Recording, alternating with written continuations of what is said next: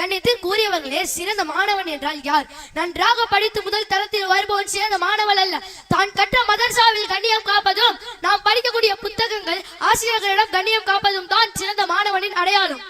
முகமீன்களே, நீங்கள் நபியின் சப்தத்திற்கு மேல் உங்கள் சப்தத்தை உயர்த்த வேண்டாம். உங்களின் சிலருக்காக இணைந்து பேசுவதை போல் நீங்கள் அவரிடம் இணைந்து பேச வேண்டாம் என்று அல்லாஹ் தன் திருமறையில் கூறியுள்ளார்.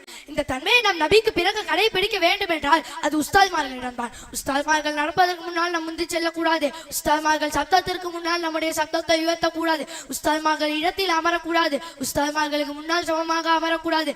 உஸ்தாத்மார்களிடம் பேசும்போது பணிவாக பேச வேண்டும். உஸ்தாத்மார்களின் மனம் வருந்தப்படி எந்த செயலும் செய்யக்கூடாது, எந்த சொல்லும் சொல்லக்கூடாது.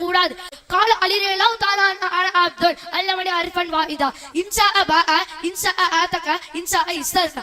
ஒரு எழுத்தை எனக்கு கற்றுக் கொடுப்பவருக்கு நான் அடிமையாக இருப்பேன். அவர் நாடினால் என்னை விற்கலாம், அவர் நாடினால் என்னை உரிமையிடலாம், அவர் நாடினால் என்னை பணிவிடைக்க அமர்த்தலாம் என்று உஸ்தாத்மார்களின் தரத்தை உன்னதமாய் உயர்த்தி சொன்னார்கள் அலிரேலாம் தாலான் அவர்கள். சற்று சிந்தித்து பாருங்கள். நாம் தாய் தந்தை மீது நாம் கோபம் கொள்வோமா, இட்டு கட்டுவோமா, புறம் பேசுவோமா, அவமானப்படுத்துவோமா? ஆசிரியர்கள் சொல்லக்கூடிய வார்த்தைகளை கோபப்பட்டால், அல்லது அவர்களை பற்றி இட்டு கண்டினால், அல்லது அவர்களில் இல்லாத நேரத்தில் அவர்களை பற்றி புறம் பேசினால் நஷ்டங்கள் அவர்களுக்கு அல்ல, நமக்கு தான். ஒருவர் தன் பெற்றோருக்கு பிறகு இரண்டாம் பெற்றோராக மதிக்க வேண்டியது ஆசிரியர்களை தான். அந்த ஆசிரியர் தம் மக்களுக்கு ஒழுக்கத்திற்கு பண்பாடுகளுக்கும் முதுகல்பாக இருக்கிறார்கள். அவர்கள் போதிக்கப்படுகின்ற ஒழுக்கங்களும் நீதி போதனைகளும் தான் தலை சிறந்த மாணவர்களை உருவாக்கின்றன.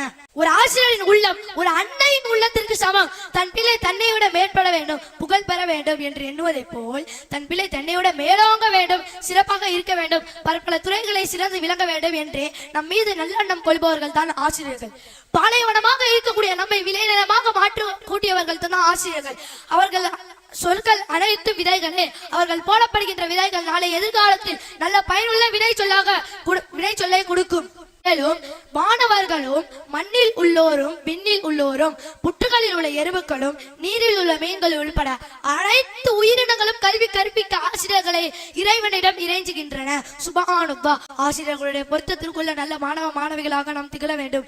கற்றுக் கொடுப்பவர்களாகிய நாம் கற்றுக் கொடுப்பவர்கள் கண்ணியம் செய்வதுடன் கற்று அதன்படி அமல் செய்வதற்கு எல்லாம் உள்ள இறைவன் நம் அனைவருக்கும் உதவி செய்வானாக.